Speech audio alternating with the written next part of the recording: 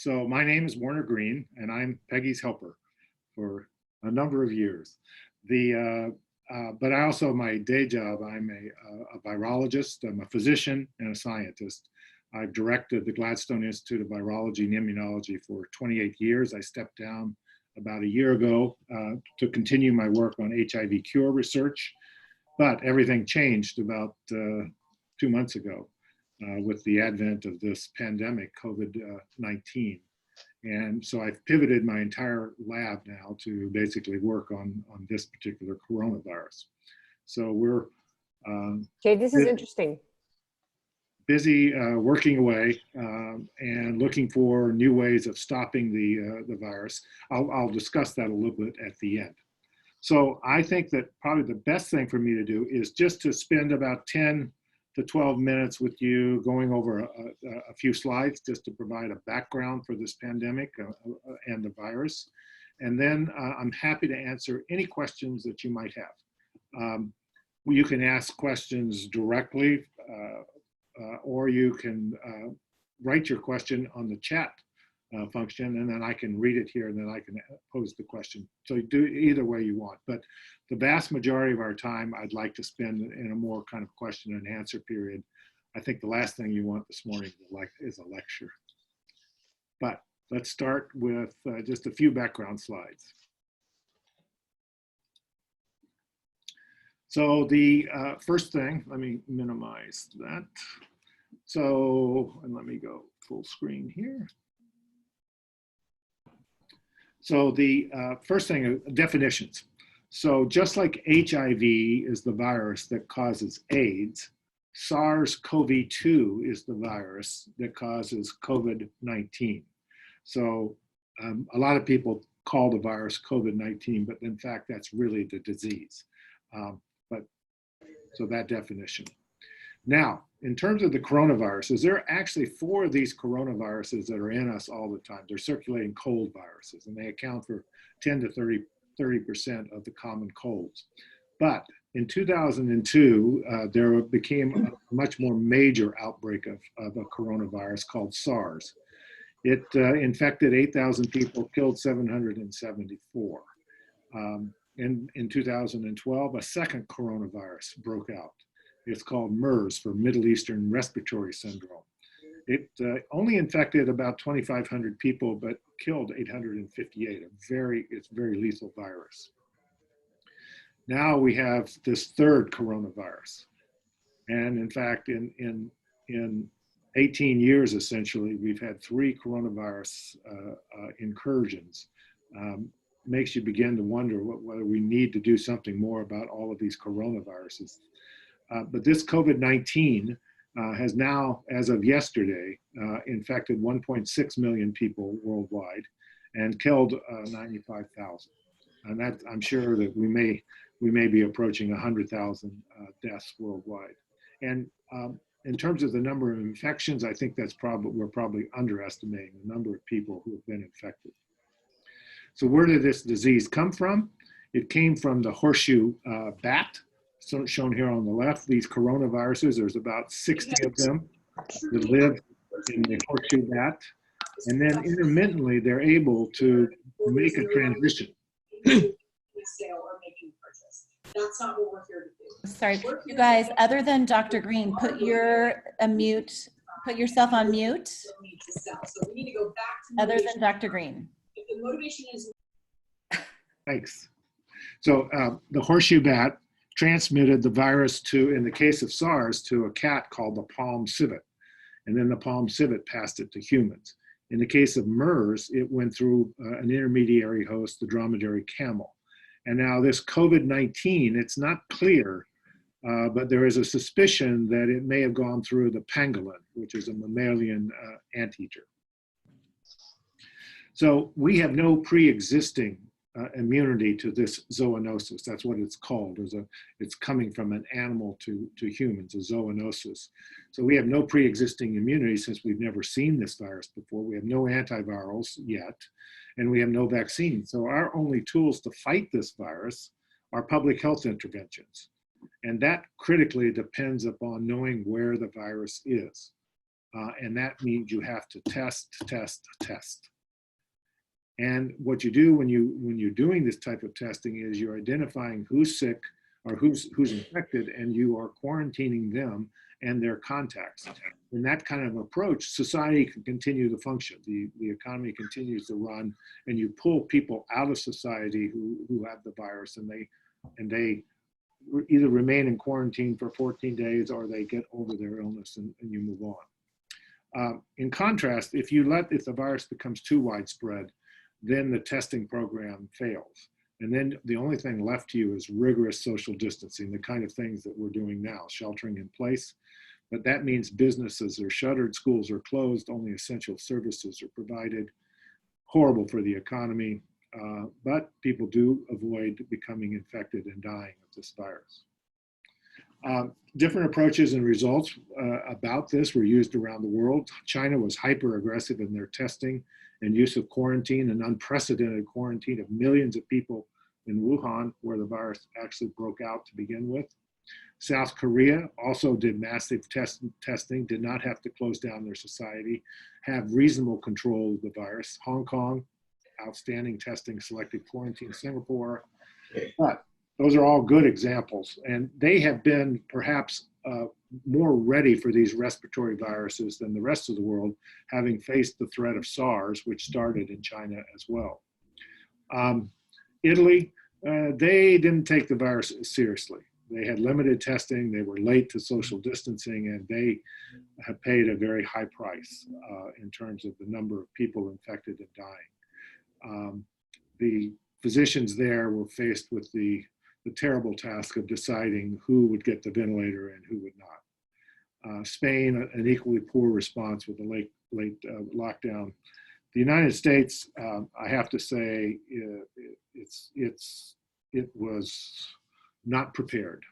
Even with seeing this virus coming, we were not prepared with the kind of testing programs that we needed. And so essentially that we were blind from the beginning, and we're forced into social distancing, which is, and all of the economic chaos that is accompanying that. You may look at New York and San Francisco as two kind of case studies. New York went into their lockdown 3 days after San Francisco. And you have, I mean, let me just back up and say, the mayors and government officials in the Bay Area are to be applauded. They moved early and effectively. And we are not just flattening the curve, we are crushing the curve. It is really remarkable how well we're doing in the Bay Area with this coronavirus. New York did not fare as well. They probably had more infection to begin with when they locked down. The virus there didn't come from China, it came from Europe. And they also had at least one, if not more, super spreader, people that could pass it, that have been shown to pass the virus to over 100 people.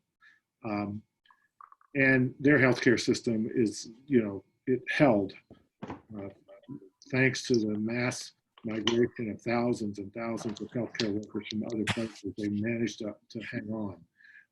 And now it looks like things are starting to plateau there. It's a terrible situation, to say the least. So let's look at the mortality and number of transmissions. So on the x-axis here are the number of people who get infected. If, like, say I'm infected, how many people will I infect? If I was infected with measles, I'd spread the virus to 15 other people, shown all the way out here on the right side. Chickenpox, I'd spread it to about 8.5 people. Now, but chickenpox isn't very lethal. Here's the seasonal flu. We see about a 0.1% mortality, a spread of about just over about 1.6, I think is the number. And then up here we see all of the lethal viruses: MERS, SARS, Spanish flu, bird flu, Ebola, smallpox. These are the nasty, nasty ones. SARS-CoV-2 probably sits somewhere within this box. I think that the estimates of how many people a person infected spread to 3.5. And probably at the end of right now, mortality is running at 5.4% worldwide. But again, I don't think we're counting everybody who's had the virus. I suspect by the time we figure out how many people truly were infected worldwide, I think we'll probably have a mortality that's somewhere around 0.5 to 1% would be my best guess. So, but this is a highly infectious virus. It is. There was an estimate from the Imperial College in London. They did modeling based on these properties, and if we had done nothing, if we had done nothing at all, just let the virus run its course, the estimate was that it would have infected 7 billion people with 40 million deaths. That kind of death is equivalent to the Spanish flu of 1918, where between 20 and 60 million people died. So this virus is huge impact.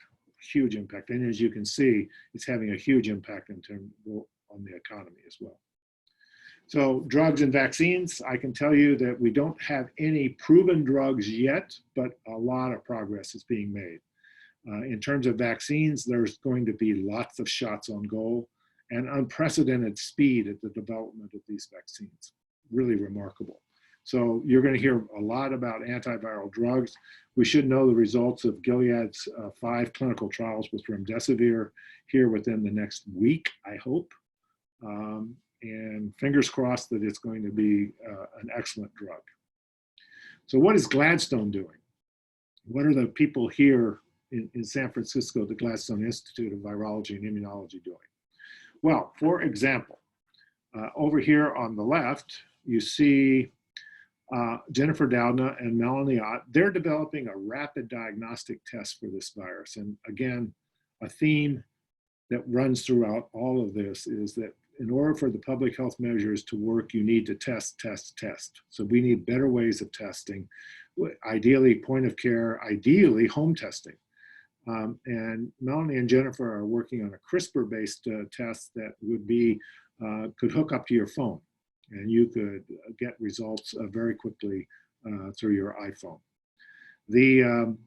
My lab is working on ways to prevent the virus from entering the cell in the first place. The virus has a protein on its surface called spike, and it binds to a receptor on the surface of the respiratory epithelium, the cells that line the air sacs of your lungs, called ACE2. And so we have, for example, we're looking at antibodies' ability to block this interaction, peptides' ability to block this interaction, and then ultimately the virus and the cell fuse their membranes together. And we're looking at fusion inhibitors to block that process as well. Peptide inhibitors that could be, for example, aerosolized into the lung to block the virus from growing at all. Nevin Krogan, whose studies have been highlighted in the New York Times, has basically taken every viral protein in the coronavirus and mapped its interaction with every host protein.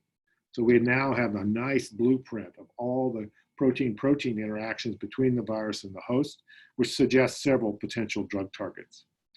Lior Weinberger is working on a mini-me of this virus, a miniature version of the virus that basically denies the virus the ability to live and to spread by taking away all the nutrients, all the key factors, et cetera. It's called a therapeutic interfering particle. And then Melanie and I are both down here working on the end stages of this, of the lung disease, when in fact, because in fact, many people die of this virus because of an overactive, overly aggressive host response against the virus. So essentially we're killing ourselves by an overzealous host response. It's characterized by what's called cytokine storm and the appearance of acute respiratory distress syndrome. And so we're trying to figure out new ways to intercept that, that whole cytokine storm and death pathway. So what can you do right now? I mean, we're all sitting at home. We're all trying to figure out how we're going to get through this. The things that you can do, and that what the Bay Area is doing so well right now, is stay home. If you have to go out, stay 6 feet from anyone else. Now, the 6 feet is to prevent respiratory droplet spread. Wear a mask in public. Masking now is very common in Asia, with any of these respiratory pulses. It has not been common. For example, we don't mask in speakers. If you could just mute your microphone, that'd be great. Thank you. We don't mask here in the United States in general in flu season. But with this virus now, since we know that there are people who are asymptomatic, the rationale for wearing the mask is that you yourself may be one of these asymptomatically infected individuals, and you want to prevent yourself, you want to prevent your transmitting the virus to others. So wear a mask in public. It can be a cotton mask that you fashion, et cetera. Try not to wear N95s or surgical masks, which are needed by the healthcare workers. Wash your hands for 20 seconds frequently. This is probably the single most important thing you can do. That and staying 6 feet from others is this hand washing, because this is the way the virus is transmitted. About 27 times an hour, we put our hand, our finger to our face. And that's how we self-inoculate ourselves. The virus gets on our hands, and then we touch our face and into a mucosal surface. Decontaminate items coming home. Now, this is a sticky virus. And while transmission from surfaces, doorknobs, groceries, things like that are probably a very low frequency mechanism for spread of a respiratory virus, it is one thing that you can negate. You can actually stamp out this potential form of spread by decontaminating your groceries, your milk cartons, et cetera, with the appropriate sprays and wipes. So with that, I'll stop and just say it's been a pleasure speaking with you, and I'd be really happy to answer any questions that you might have. Thank you, Dr. Greene. Wow. So we'll talk to you every day, every morning at 11. I don't think you do. Thank you for your work. May I ask you, so what does your day look like? Are you constantly on these calls with the folks that you illustrated, Melanie and all those talented individuals from Gladstone? Like, my day is zooming from one Zoom meeting to another. And I have to say that there is an unprecedented collaboration in science right now. Wow. Scientists coming together in, science, like many things in life, could be siloed and competitive. That's not the response now. And ultimately, science is our way out of this. Yep. Science will get the antivirals, and it will get the vaccine. We just need a little time. Yep. But I'm very confident that we're gonna have solutions to this virus, and that's a real sense of collaboration and cooperation now that's occurring. I love it. Wow. Woohoo. And we all thought it was all about real estate, but I guess it's all about science. Well, we want to get people healthy. We want to get people healthy so that you guys can sell real estate again. I love it. I love it. So I'm just going to, if I may, take a peek at the chat, and there's been some questions. Okay. So let's see. I'm recording, Gabby. Yes. Let's see. Lovely current facts on the page from Stephen and various insurance policies. Okay, great. So Stephen, we'll get a piece out. People are looking for a little bit of paper information from you, as well as Dr. Greene, of course. So Amy asked, Doctor, do you believe that shutting down the West markets in Asia could help prevent the virus? Well, clearly this virus, the virus broke out of some animal, maybe the pangolin. And I would date that probably sometime in early December of 2019. Mm-hmm. But this is a rare event. But I mean, it is these markets. I mean, it's now 3 times. SARS, same thing.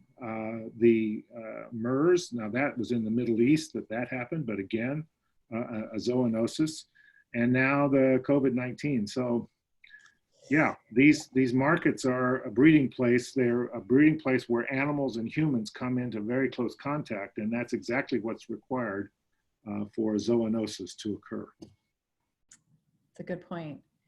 And then Denise asked also, theoretically, shouldn't everyone be getting tested? Although, is that feasible? I mean, to your point with home test, and I mean, should this just be like a temperature take that we just all test for this, or? Well, ideally, yes, if we could figure out a way of doing it economically, everybody in the country would be tested, and their serostatus would be also whether they have had the infection or not. Do you have antibodies or not?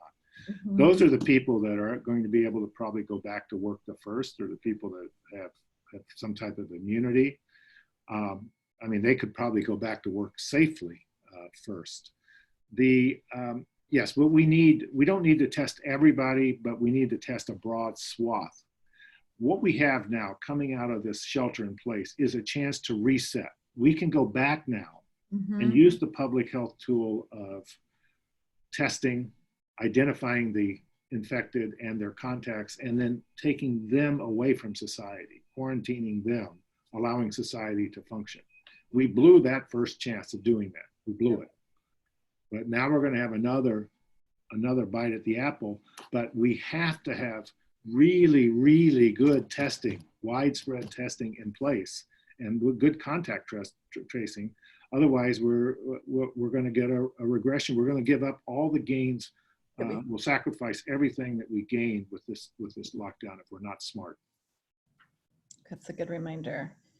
And then another question, what are your thoughts regarding the CDC guidance that gives doctors the authority to include suspected or likely cases of COVID-19 on death certificates?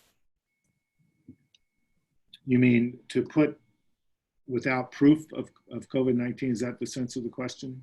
I think so. Wouldn't that skew the death toll numbers, especially because the virus is more virulent, of course, for people with compromised immune systems and or health issues, heart conditions, etc. Thank you. Right. I think that, I mean, ideally everyone, yes, I don't think that people should have as their cause of death COVID-19 unless they're proven to be SARS-CoV-2 positive. But with the limited testing that's available, sometimes you just, the test is just not available, which is unfortunate. It should be readily available. We've got to correct that. But make no mistake, this is a highly lethal virus. And it is a highly infectious virus. So again, I would remind you, the Imperial College, if we did nothing with this virus, 40 million people would be killed. And that's Spanish flu type death rates.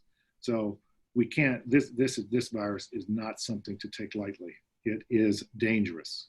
You do not want to get infected with this. Now, if you're younger, it's probably not going to be as serious an illness, but I would say that here in the United States, we're seeing younger people die of this virus in greater numbers than they did in China. So the elderly and those with underlying medical conditions are the most vulnerable, but no one is, quote, immune to this virus. Yeah. Speaking about immune, Luann asked, we're getting mixed messages, I think, from maybe the media world about whether someone can get this virus twice. Have you seen studies, or what would be your expertise there?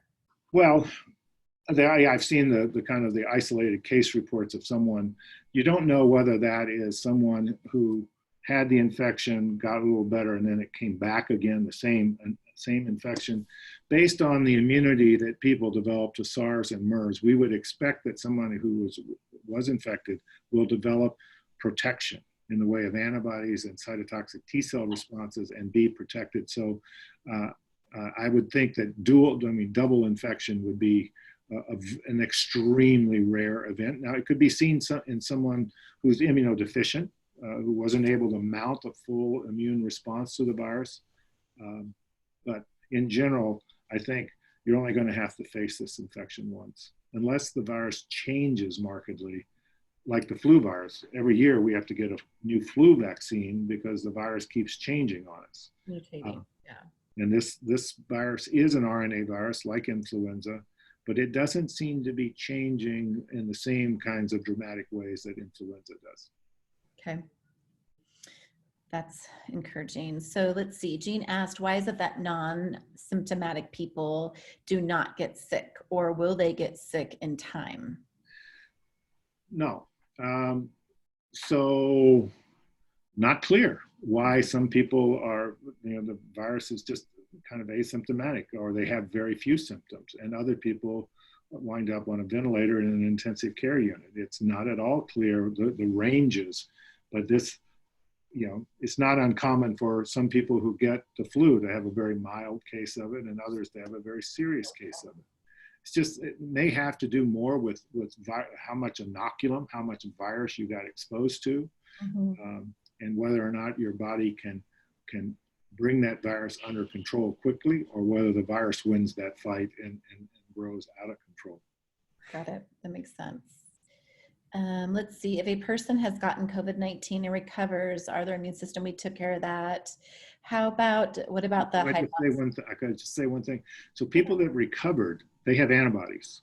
And there's an increasing use of what's called convalescent plasma, so that people who've recovered can give their plasma, and then that plasma can be infused into people who are really seriously ill with this virus. And that's been shown to be helpful in a number of infectious diseases. It's the first form of immunotherapy that we have. And so a lot of people try and give back by giving convalescent plasma. And you can contact blood, if you happen to recover, you can contact the blood bank, and most blood banks have a convalescent plasma service. That makes sense. Wow. And then what about the hydroxychloroquine? Is that helping? Well, we don't. I mean, the problem is that we don't know. There is a theoretical way in the life cycle of the virus where it might be helpful, but we've done no clinical trials that convincingly show that it is an antiviral that should be administered to everyone. It also carries toxicities. Yeah. It can have toxic effects on the heart. It can cause a cardiomyopathy. So this is not a drug just to kind of willy-nilly take, and certainly not prophylactically. Right. So clinical trials are needed, and to carefully evaluate this drug. And we certainly all want it to work, but just by saying it works doesn't mean it. Is that what they call Z-Pak, Dr. Greene? No, that's the azithromycin, which is an antibacterial. And the combination of azithromycin and hydroxychloroquine has been touted as kind of a magic cocktail. I think probably better evidence exists for the HIV drugs, lopinavir and indinavir, which are protease inhibitors that actually have some activity against one of the proteases of the coronavirus. But I mean, we don't have any home run drugs. Let's fingers crossed that remdesivir shows high activity and low toxicity. And that's a Gilead's work? That's Gilead's drug that should be reported very soon. Okay. Let's see. Someone I know went to Menlo Clinic and took the Antonio's body tested by getting their blood drawn. Is that an antibody testing accurate? Oh, antibody testing to get their blood drawn. Is that accurate? Yes. Yeah. When when you're getting tested for the virus, it's they're swabbing your nose, nasopharyngeal and oropharyngeal swabs. When you're getting the blood test, they're looking for the antibodies. Did you have you been already? Did you have it, and did you make an antibody against it? That's what they're looking for in the blood test. A good question, Mercedes. And then Karen asked, when do you think the curve will flatten in California? We've crushed it. I tell you, so there's a great website called IHME, the Institute for Health Metrics and Evaluation, run by the University of Washington. When we started out in this, it was projected there would be, I think, 7,800 deaths in California. I think today it's down to 1,600. And it's all due to the effects of this social distancing and how good the whole state is doing. And the Bay Area is doing even better. Mm-hmm. Yesterday, there were 9 people in the ICU, 3 on vents at UCSF, 20 people at SFGH, 9 of them on ventilators. I mean, the census is low, okay. Very low. Huge. and throughout California.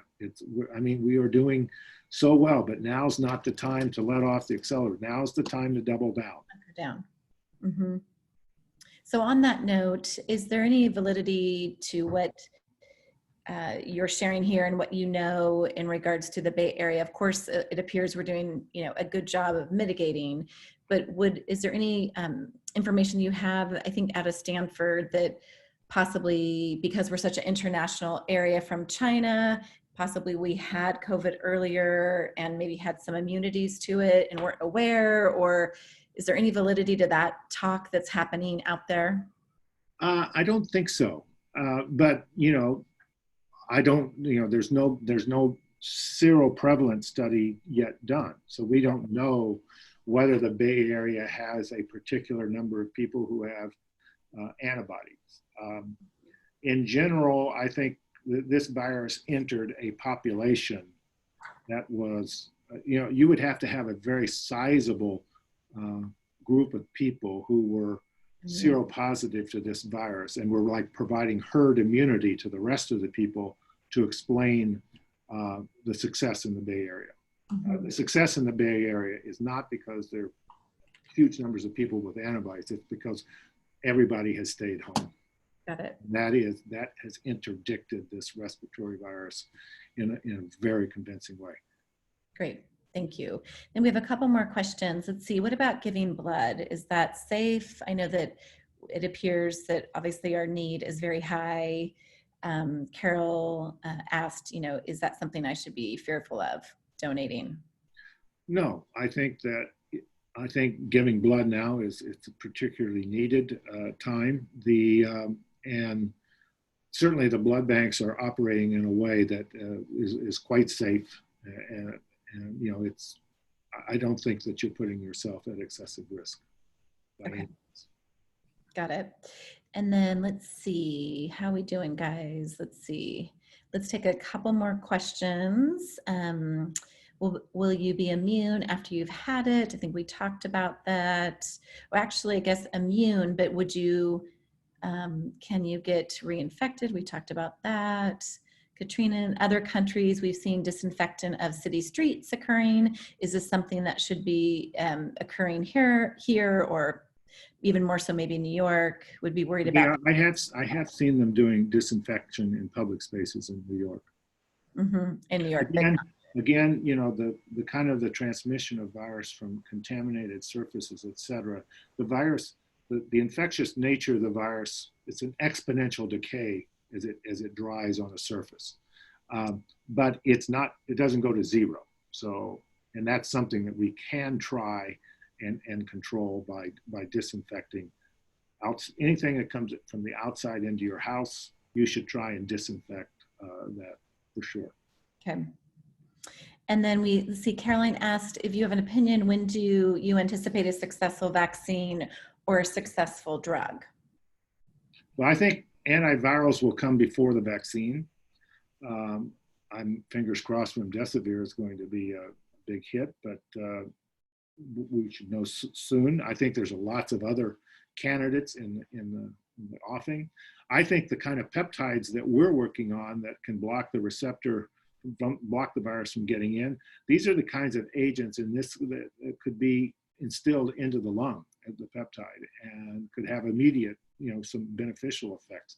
So, but this would be more of a drug that would be used in ill patients in the kind of the ICU setting. What we really need is a drug that would prevent us from getting infected. Right. Kind of like chemoprophylaxis, like using antiretroviral drugs and HIV to prevent people from getting infected. That would be wonderful if we could have something like that to prevent people from contracting this coronavirus. But we don't have those yet. Drugs will come sooner than a vaccine. It's going to, interestingly, there is a movement to accelerate vaccine testing by asking for volunteers to take the vaccine and to be directly infected with the virus.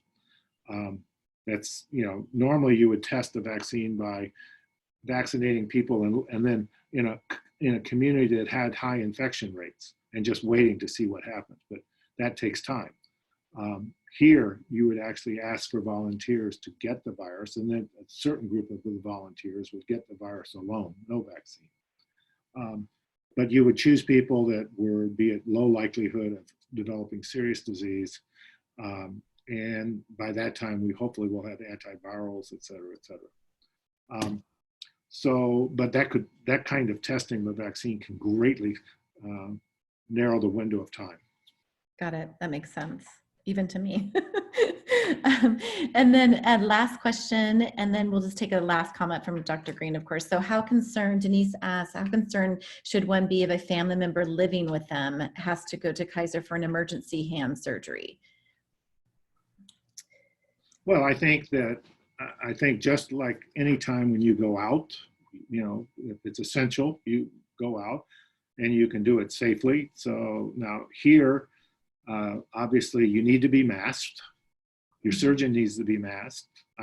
You know, it sounds like hand surgery, all this will be aseptic, et cetera. You will be close to the surgeon. So, but, you know, so yes, there's a small amount of increased risk, but that's why there's no elective, why we're not doing elective surgeries now. So that's one reason. Also to keep the hospital clear for what we thought was going to be a great ingress of patients. So, I mean, you know, you can do essential things, but just stay masked and make sure, again, the way that you're going to acquire this virus is almost certainly it's going to get on your hands and you're going to touch your face and your mucosal. So stay masked, wash your hands, stay 6 feet from everybody except your hand surgeon. Yeah, good point. And then last question from me, if I may, how would you, as a scientist, believe that shelter in place would be lifted? Would it be gradual? Would it be, how would you prepare us possibly? Well, I think it will be in stages. I think that we will, again, we should be guided by testing. We should have our eyes wide open here. We should know what we're dealing with when we go back into the society, when we start to re-engage. I think it will be slow. I think we'll go back staying 6 feet apart. We'll go back to work wearing masks. I don't think there are going to be any large gatherings. There are no concerts, no huge sporting events for a while. I mean, we just need to stay apart. But we can work if we have high-level testing and the ability to figure out who's sick and get them out and away from our society. We certainly, and there might be an outbreak, for example, in one part of California that required shutting down the schools again and locking down that area, but not the entire state, not the entire country. Got it. So it'll be gradual, it'll be guided, it'll be cautious. But it'll be informed if we have the testing in place. Okay, wow. So great. Very good information on Good Friday. Okay. Well, thank you. I enjoyed speaking with you and good questions. Yeah, really very good questions. And everybody's saying thank you. Lots of accolades. We appreciate you. Thank you, Peggy. Thank you so much for the suggestion, offering up your husband. Is really a pleasure. I have not spoken to many businesses, but I certainly wanted to take special time to talk with you guys because I know how much my wife loves working with you guys. We love her. She's excellent. Take care, you guys. Have a good Friday. Stay inside, or at least in place. Bye.